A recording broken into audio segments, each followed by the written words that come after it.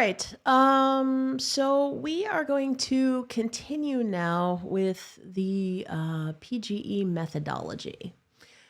So we discussed during Monday's plenary lecture what a post-growth entrepreneurship incubator looks like. And we also had an example, of course, Monica, who came in and presented what she's working on, told her story and a little bit about her experiences during the incubator. And then, of course, then the question arises, what exactly are you teaching in such an incubator, right? I mean, obviously, we're working on business model canvases. That's part of it. But I did mention during the class, during the lecture on Monday, that sort of the PGE incubator itself is kind of like a combination between a personal development retreat and and business school content, basically. Really just like a startup boot camp, teaching you how exactly do you start and run a business. So the kind of curriculum, of course, that I'm teaching within the PGE incubator is also a similar kind of curriculum that I think actually every school should also be teaching. In that sense, even with the University of Amsterdam and with its business school in particular, I mean, for me, a hybrid of personal development and sort of understanding the why, of why we're learning this craft, why we're learning these technical skills, right? And then combining that with the actual nuts and bolts of, okay, but how do I do it, right?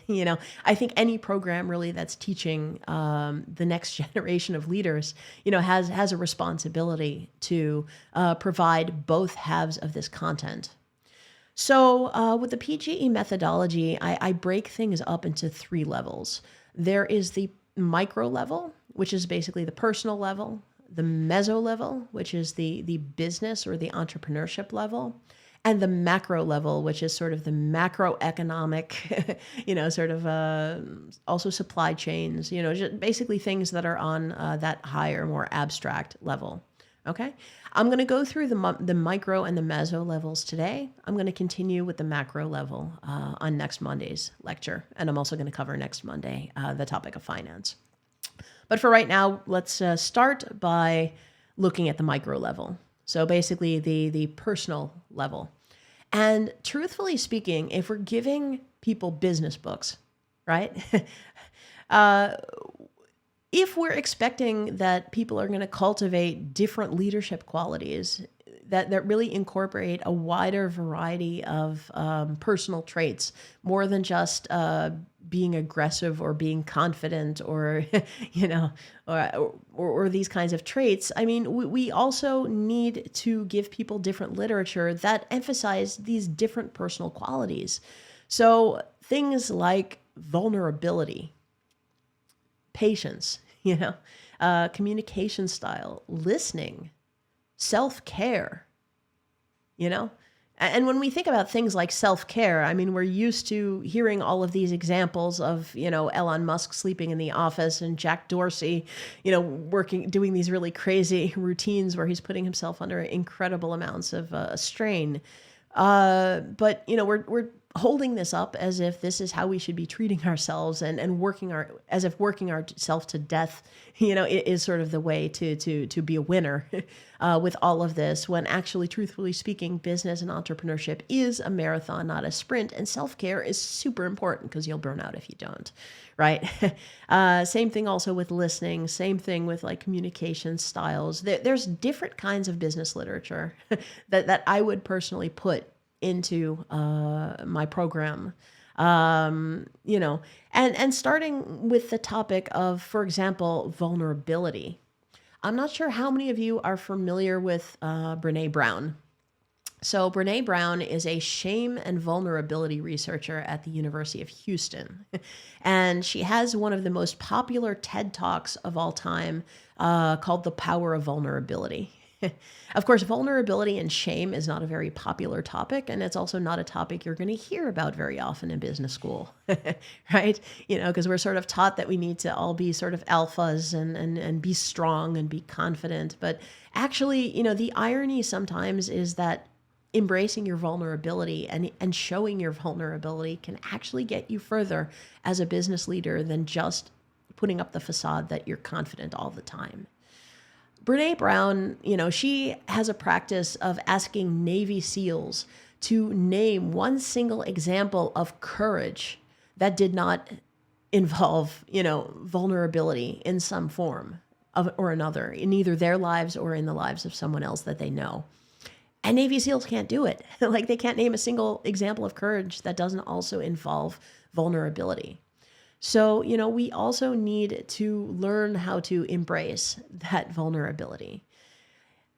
Including business leaders. You can see here on the slide that I have put the book cover of her book, Dare to Lead. And this also is taking her shame and vulnerability work and applying it to the workplace, and also to management and to leadership. Again, this is not the kind of business book that you're going to find most often in your business educations, but this is precisely the kind of book that needs to be there. And this is not her only book. She's also written a lot of other very good books, things like Rising Strong, Braving the Wilderness, Gifts of Imperfection, Daring Greatly. Also she has some really great specials on Netflix, and also on, I think it was HBO Max. Also around her more recent book, Atlas of the Heart. I think there's like a 4 or 5 part miniseries. Check it out. I mean, it's really great material. And oftentimes, it's the kind of thing precisely that will help you as a business leader. Because, if people ask you, like, do you need help? And you're like, nah, man, I'm good. Then you're not going to get that help. Whereas if you really kind of come clean with people and you're like, I'm struggling. I'm having trouble with this. And, I feel insecure about it. It makes you relatable and it makes people want to help you. And ultimately, also as a leader, it's going to get you actually much further than just putting up that tough facade. Listening and communication style is another one of those things where I think oftentimes what they teach you is sometimes the polar opposite of what you really need to be doing. Of course, it's good to learn how to speak. It's good to learn how to pitch, and give presentations, and to make our points. But I think what we forget oftentimes is to listen. And active listening is not a topic typically taught, again, in business school, in your startup incubators. We think we're good listeners, and most of us are not. And I can tell you this also from personal experience. I'm a horrible listener. Awful. Really bad. And the thing is, a lot of us don't even realize it because we think that we're good listeners, but then we have a lot of really bad habits, like interrupting people, talking over others, formulating the responses that we want to make while other people are still talking, giving unwanted advice when people just want to be heard, or when people are talking about this themselves, sort of bringing in examples from our own lives and sort of changing the topic to make it about us. We think that we're being helpful when we're doing this, but oftentimes what we're doing is we're alienating the party who just wants to be heard and who just wants to be validated. But, for people oftentimes like the rationalists like us, we don't realize even what we're doing.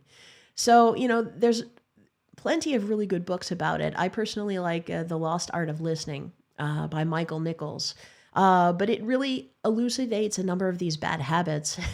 And it, really also gives you exercises about ways in which you can try and work on these bad habits. And it really makes a difference because also within your organization, if people don't feel heard or if people don't feel safe, then they can't share what's going on in your company. And if you can't actually know what's happening in your company, then what this means is toxic, awful things are going to happen or things are going to be inefficient. And then those who see it, because they're closest to the problem, they're going to be afraid to speak up, or maybe they will speak up and you won't hear it, because you don't want to hear something that's negative. Right. So this is really a life skill that makes a huge amount of difference. Another book that I think is super valuable for a business education is Nonviolent Communications by Marshall Rosenberg. NVC. A lot of our communication is what we would indeed call violent. And sort of when I talk about violent communications, what I'm really talking about is when we are, for example, accusing people of things, and we're being aggressive in our speech, when actually what we're doing really with NVC is we're trying to express our needs, right? And what we're trying to do is we're trying to formulate things in such a way that we're not actually judging others, but we're just making an expression about what our unmet needs are, so we can kind of meet each other at that place in the middle. And anyway, NVC is really very useful. And actually, for my own business, Radically Open Security, I've brought in an NVC coach before during periods of conflict, interpersonal conflict between staff members that I've had, also in cases of conflict between myself and other staff members, because it is so easy to just get into a place where you get into these completely unproductive conversations, and sometimes really it's just it's really just a case of needing to go back to, the basic principles, really just sort of needs focused. And yeah, it's just a really good, really useful book. So I would also recommend that as well. And there's also NVC trainings that you can take.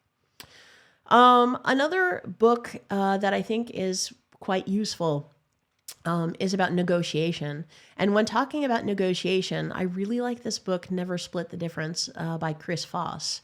And the way he describes negotiation is tactical empathy. So Chris Voss he was the FBI's lead international kidnapping negotiator. So literally he went in for the FBI and was trying to negotiate the release of hostages in international crime and terror situations, which of course is about as high stakes as it can get. And he found that really the way that he was able to negotiate the release of these prisoners was by active listening and empathy. In other words, he had to listen and make those people he was negotiating with feel like they were in control over the situation, right? To make them feel heard. And he was using a lot of active listening techniques like labeling and mirroring and, also just silences, the kinds of things that when you're thinking about negotiating, that's not that's not like the first thing that you usually think about. But all the same, sometimes just making people feel comfortable and letting them talk and then mirroring back what they're saying is actually, and cultivating that feeling of safety, ultimately is the pathway to getting what you want, And it can be the same thing if you're asking for a raise in your job. It can be the same thing if you are also trying to convince somebody to buy your product, for a certain price. I mean, if you come at people aggressively, then you're going to put them in this defensive space where they are going to probably say no. But on top of that, also, sometimes even allowing people to say no is a tool. Because also when people say no, they also feel like they're in a position where they're in control. And then it's actually a good place to start very counterintuitively to be able to start the negotiations. Anyway, but I think this is a really interesting book because, again, it's taking these soft skills and these human skills, interpersonal communication skills, listening, and it's really putting it into a practical application that those of us also who are business leaders who find ourselves negotiating salaries, with our employees, negotiating prices with our customers. These are actual practical skills that we wind up being able to use almost every day, But again, things like empathy are not usually taught, and listening are not usually taught in either business schools or in incubation programs. And another thing also on a personal level that we really need to do is we need to ensure that the founders who are doing things differently, whether they're creating non-extractive, not-for-profit kinds of businesses or other forms of social enterprise, we just need to make sure these people don't feel so alone, and just providing community, even things like press, right? Because if you read the startup press, there's constant news coming out of press releases of things like, yeah, and this company just raised their B round of venture capital, and this other company just had an exit, and here's where you work on your pitch deck. I mean, the entire traditional startup ecosystem is really just laser focused on the typical Silicon Valley capital scale exit, which means that when people do choose to do it differently, they feel like outsiders. They feel like they're alone. They feel like they're the only ones, when actually they're not. And perhaps, it's not so much that we need to get these founders to change, but rather we need to actually set up news sources of press, and press releases and news and media that are actually celebrating different things, celebrating founders making different choices. And a lot of these forms of community and media coverage are not there yet, but we can start them. So this is, I think, on a personal level, another thing that we really need to also be able to really support everyone, also those people who do make the choice to do things differently. So, okay, that was a bit about the micro level. Now I want to go on a bit more to the actual practical tools in the meso level. So basically on the business level, right? I mean, what is it exactly that we need to be doing? I'm going to start just by generic framing, and then I'm going to move into more specific tools. So I'm going to start with the things that are more philosophical, and I'm going to end with the things that are more practical. So the first thing, of course, is the whole relationship between collaboration versus competition with your competitors. We've got this whole Darwinistic idea of survival for the fittest, when it actually turns out that survival of the friendliest works much better. And it turns out that social Darwinism as a concept was popularized by a sociologist, Herbert Spencer, during the Industrial Revolution to justify unrestrained capitalism. Whereas Darwin himself, if you go back to the sources, actually argued that friendliness, partnership, and communication are the key to evolutionary success, and not being large, strong, or aggressive. I also highly recommend Suzanne Simard's TED Talk, How Trees Talk to Each Other, which also makes a similar point that trees in a forest, we think they're competing with each other for sunlight, but actually there's an entire forest floor of root systems that are basically taking, in the summer, the nutrients that the tall trees are producing with their big green leaves, and they're taking it and distributing it to the smaller evergreens.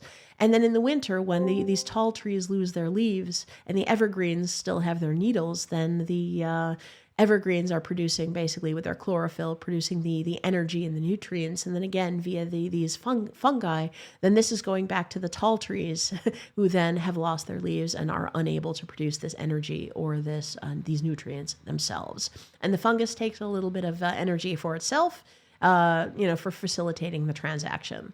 So the whole point being here, we have this idea that the tall trees are crowding out the little trees, when actually it's an entire symbiotic ecosystem in which every player is actually helping each other. So what we need to understand then on the meso level is that business is the creative art of getting interests aligned.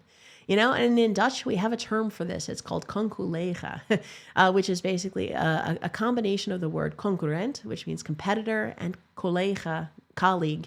And really our competitors are our colleagues. It's just a question of how we choose to look at it. And it's the difference sometimes between, do we want to cooperate or do we want to compete? Do we think that business is a zero-sum game where one person has to win and one person has to lose? Or can we come up with win-win constructions where we all win? And this requires moving from a scarcity mindset to an abundance mindset. There is enough for all of us to go around. And we need to think about it this way, because we don't need to corner the entire market. We don't need to become, per se, market leaders and absolutely dominate. We just need to find a niche and find enough partners that we can cooperate with, that we can support our own business. And it's a different way of thinking.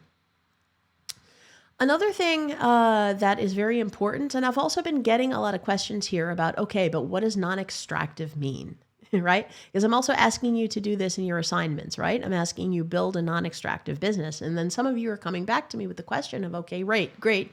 What's non-extractive mean? right? And with non-extractiveness, what I'm actually talking about is setting up the legal entities and contracts in your company in such a way that you can try in a maximal fashion to prevent financial resources from leaking out of your company beyond middle class salaries and a pension, right? Because the main thing is we need to protect social enterprises from their founders to make sure that 10 years later, once that company is worth a whole lot of money, that they don't have a change of heart and say, well, actually, cashing out isn't that bad. I think I'll just change my mind and do this. In legal terms, we need to put belts and braces on companies to make sure that non-extractive or not-for-profit companies stay non-extractive or not-for-profit. And the sad part about all this is there is no purpose entity form that solves this for us yet. I wish there was, because then if people basically say, send me the legal contracts, send me the templates, show me what to do. Like, I want to make a non-extractive company. Let's go, right? The best thing that I can do is I can send them some examples, but there is nothing purpose fit for this yet because there are already low profit entity forms that the government has created for us, but there are no nonprofit business entity forms yet that the government has created. But okay, we're not going to sit there and wait for government because government moves really slow. So what we need to do as entrepreneurs is we need to hack this together ourselves to the best of our abilities and make it as watertight as possible. It might not be completely watertight, but we can completely raise the bar. So the question then is, given that there is no purpose fit entity form, then how can we do it? And I think it starts with using hybrid entity forms, things like foundation-owned companies, right? I mean, like what Patagonia just created, right? Or many companies in the steward ownership movement that happen to be 100% foundation-owned. That's a very solid start. It doesn't get you far enough, though, because a foundation can still sell a company. So then you need to introduce other tools like a golden share, which is a single voting share to prevent that company from being sold. You can also put text in your statutes also to clearly state what the purpose is of the whole thing and also to state that it is not the intention to sell the company. But sort of at the end of the day, you're going to have to make defense in depth here because there is no perfect solution. Not yet. What we have to do is we have to try and hack together our own solution for our own context using contract law. But I think sometimes using contract law and hacking it together yourself in a DIY fashion, you can actually do a fairly decent job of it. And a prominent example is the open source community. If you consider, for example, the GNU GPL license, the General Protection License, or even Creative Commons, they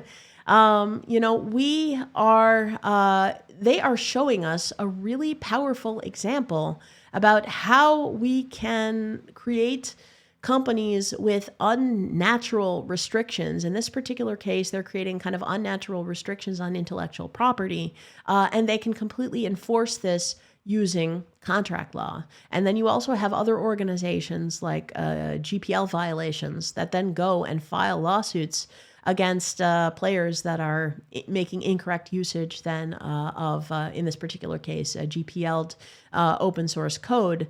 But the point is that this is an effort, and it's a group effort.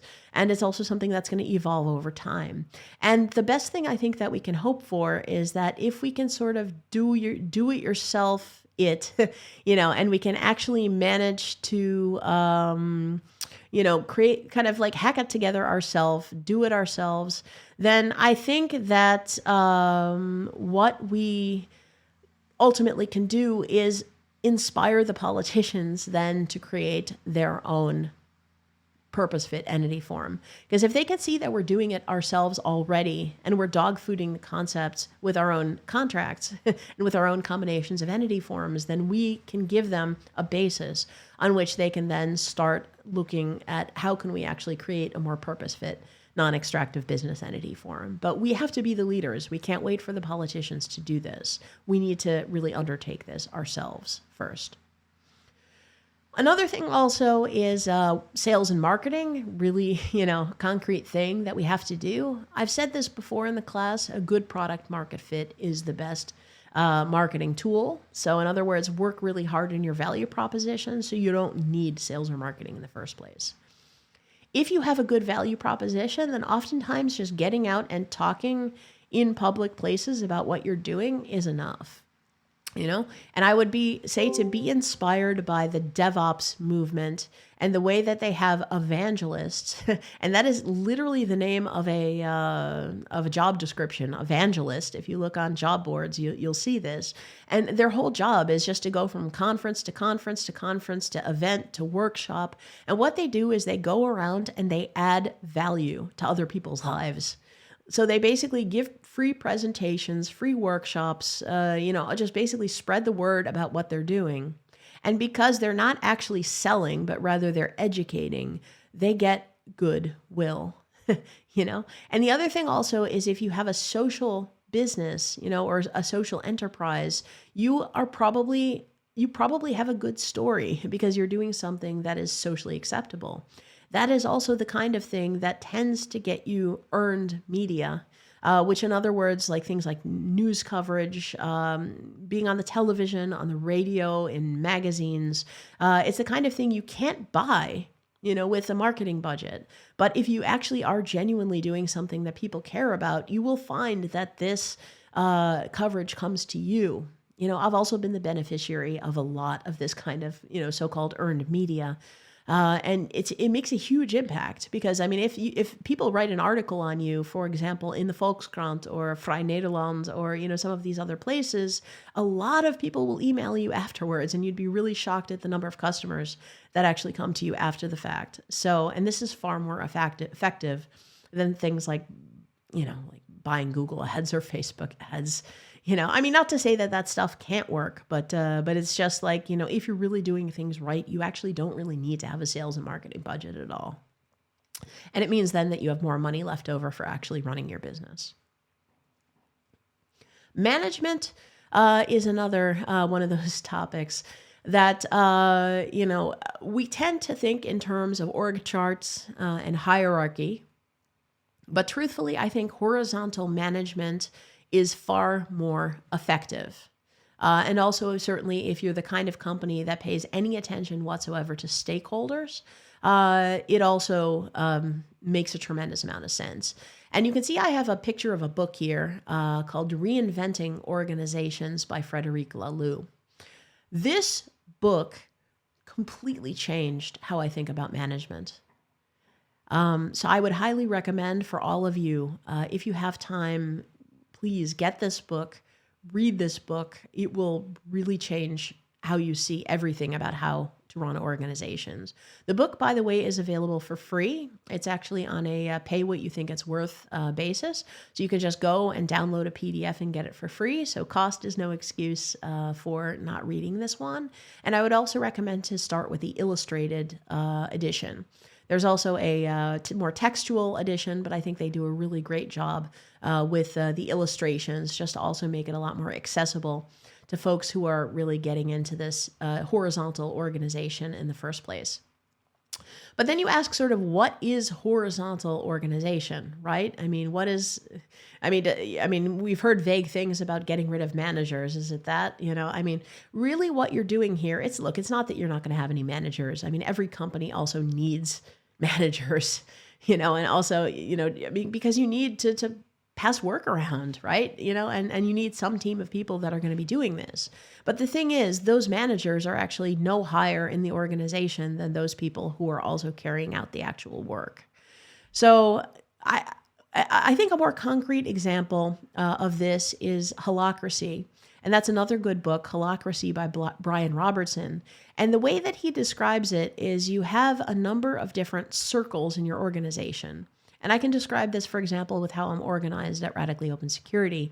I have a circle for my penetration testers, the ones that are doing the security audits. I have a circle for project management. I have a circle for the infrastructure and IT team. I have a circle for business and finance. I have a circle for business development and marketing. Um, and the point is that each of these circles has different role descriptions. So, for example, if we're carrying out a security audit, it could be that I need one penetration tester who's good at, I don't know, .NET, and another one who's good at crypto. I'm just naming some random things here. We need one project manager who can help with report writing, and then I need one reviewer who's basically going to check the quality of the report. Now, the thing is that in my company, people can volunteer for roles, and they can basically put on hats and take off those hats again, depending on what they're interested in, and this can change over time. So, for example, a penetration tester could say, well, this week I'm interested in helping out with the IT and infrastructure team, so they can basically add that role, do it for as long as they're interested, and then at the moment that they're tired of it, they can just put that role down again, right? And the point is that, especially if you're in an organization where you're working with contractors and you have this whole flexible outside layer, in Dutch we call this the flexibele schil, then the point is that this method of organization allows you also to swap people in and swap people out, and it really reduces the incidence of bus factors. The other thing also is because that these teams are independently organized and independently functioning, there's no manager who needs to approve everything. And the thing is, when you talk about hierarchy, there's always a lot of bottlenecks, because if you need to get permission from your boss for everything, your boss is sometimes busy. Sometimes your boss is unavailable. And who's to say your boss knows better than you do anyway, right? Because usually the people that are the closest to the problem are the ones who are the best equipped to solve that problem. It's not the manager who's higher up and further away from the problem. So the whole idea also with horizontal organization and also holacracy is that the people really that are closest to the problem are also the ones that are responsible and empowered to solve it. And they don't need to ask for permission from anyone, quote unquote, above them, because there is no one above them. You do, of course, need to have well-defined and specified interfaces between those teams. And in holacracy, they also have some concepts like lead links and different things to ensure that there's communications between these different circles. Anyway, but I think that holacracy is a very applicable style of management for social enterprises. It's also quite popular, I think, in the social enterprise ecosystem. Sociocracy is basically more or less the same thing as holacracy, just a few bits of emphasis are a little different. But sociocracy also tends to be used more in less commercial organizations. Sociocracy, for example, is used in Extinction Rebellion. And a teal is the more generic version of all of this that's described by Frederic Laloux in his book. Anyway, I've said enough about this, but definitely get the book, read it, because this will really influence you in a lot of good ways. Intellectual property, in business school and incubators, they have a very large emphasis on things like patents, copyrights, trademarks. Also particularly at the university, if you are to, they will encourage you to patent things. And if you're university faculty, these kinds of patents will also be put on your CV and be considered, part of the measure of success for you in determining, are you going to get tenure or not? It's the same thing also in corporations. They also collect patents and use this as a way of being able to evaluate the productivity of their staff members. There's only one problem. When you put a patent on something, it prevents other people from using it. Yeah, of course, then you say, well, isn't that the point, right? The whole business model is requires you having a monopoly on this particular thing that you invented. But that's what patents are. They're artificial monopolies on whatever it is you just created. And particularly if you're in a university setting, that is really strange.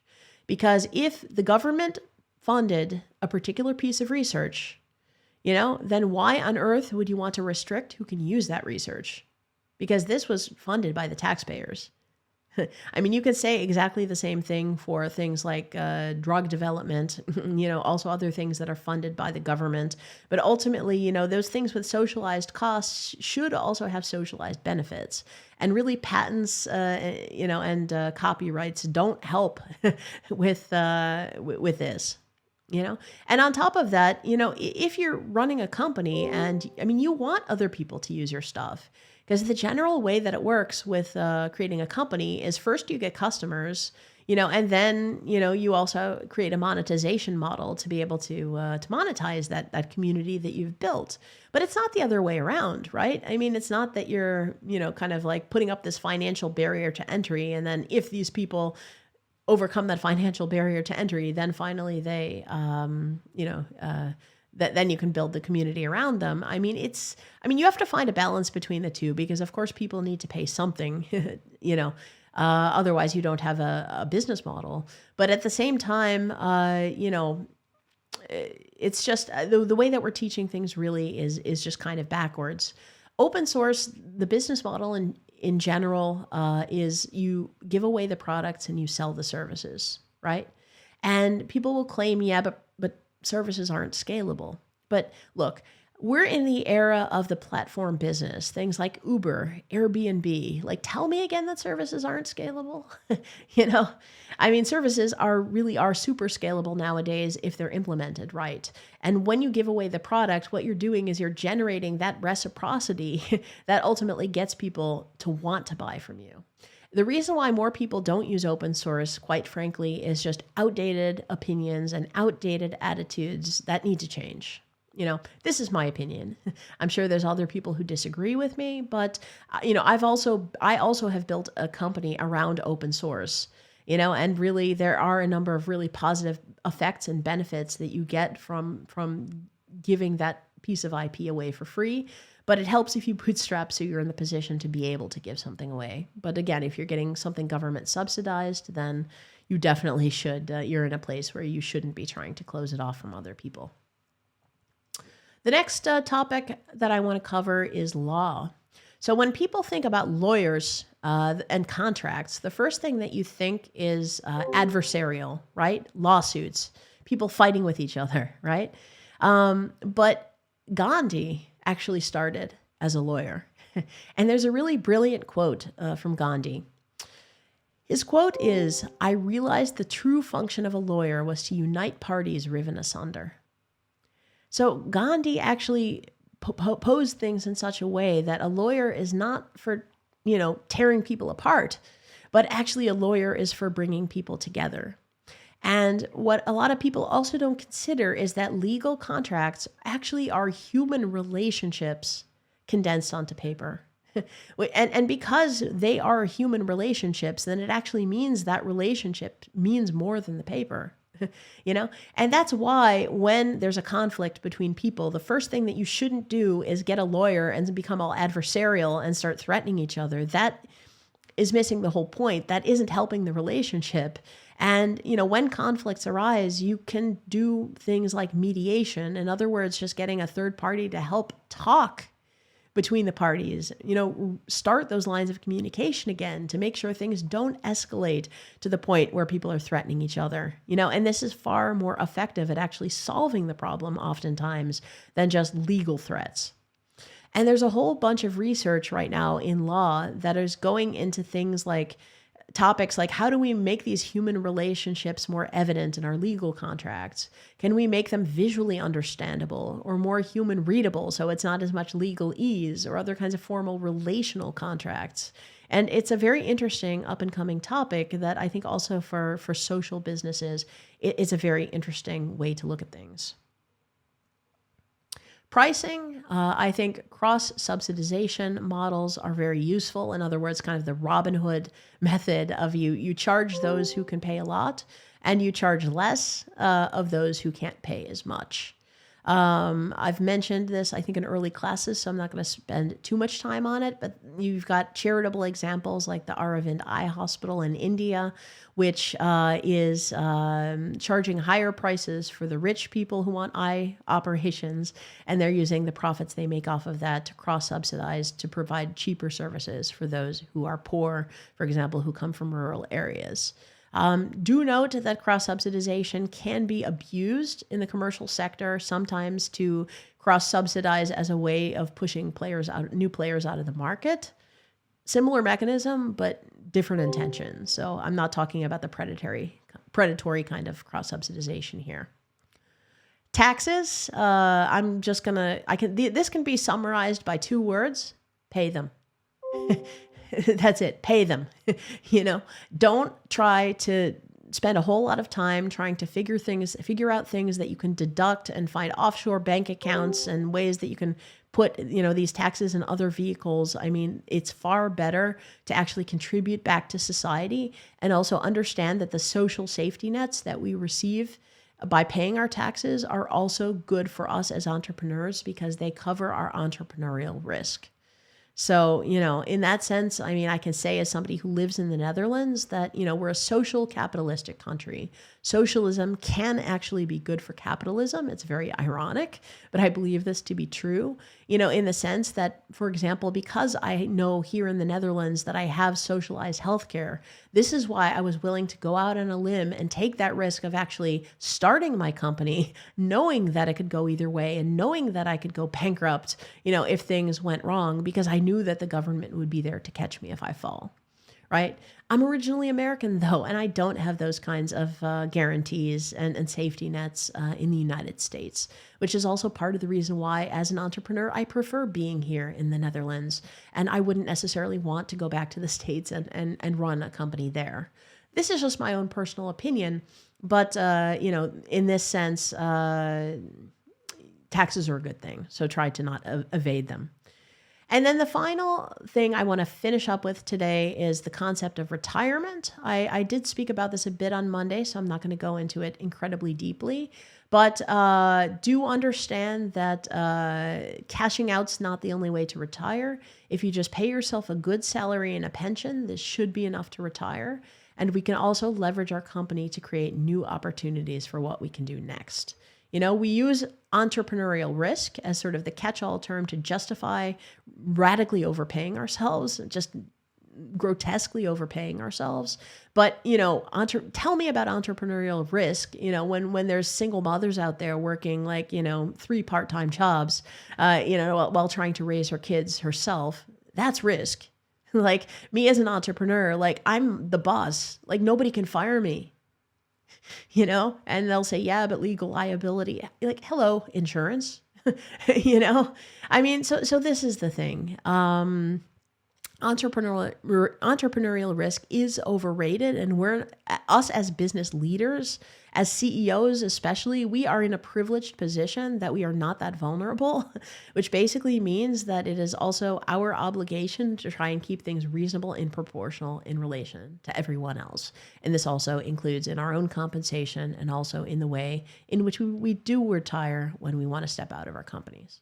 Anyway, I guess this is it for today. I hope that this was useful. I also hope that this gives you some food for thought. And for the rest, I really wish you a wonderful rest of your day. Thank you so much.